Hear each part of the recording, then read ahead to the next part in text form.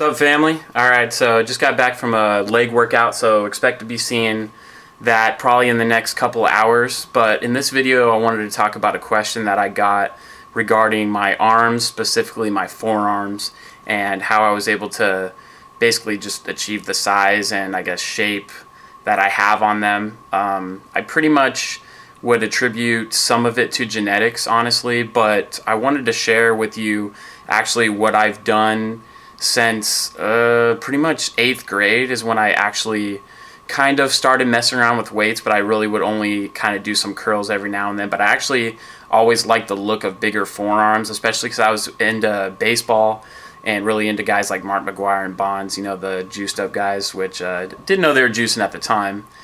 Call me naive or whatever, but I was really into that look.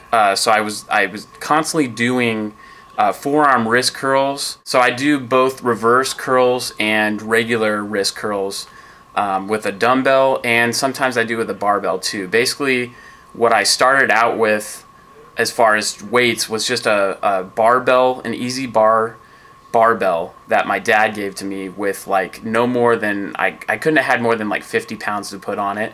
And then I had a 15-pound dumbbell and a 25-pound dumbbell.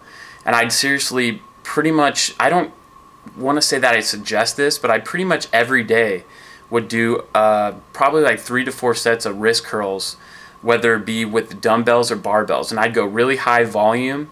I would never do less than probably like 25 reps. And I would just really try to burn out. I'd just go for the burn. And that is really what I attribute my forearms to.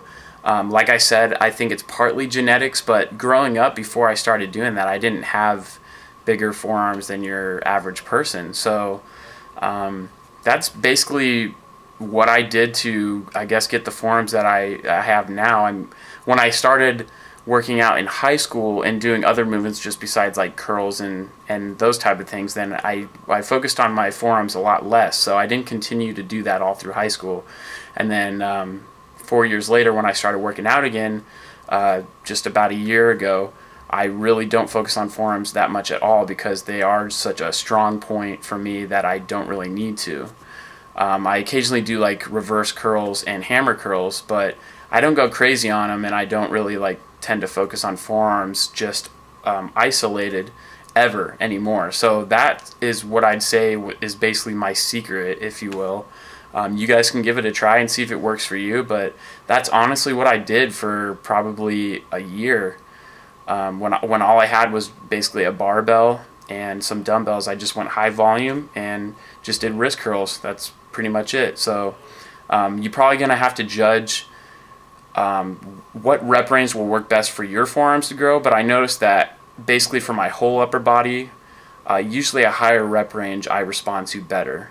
And kind of the same with legs, but my legs also respond to lower weights too. It just depends. I think I get the best of both worlds and do it both. But I definitely notice that, especially with arms, that they respond to higher reps. So wanted to share that with you guys. Like I said, my workout video should be up in a couple hours. So look forward to that. Hell for thought. See you guys next time.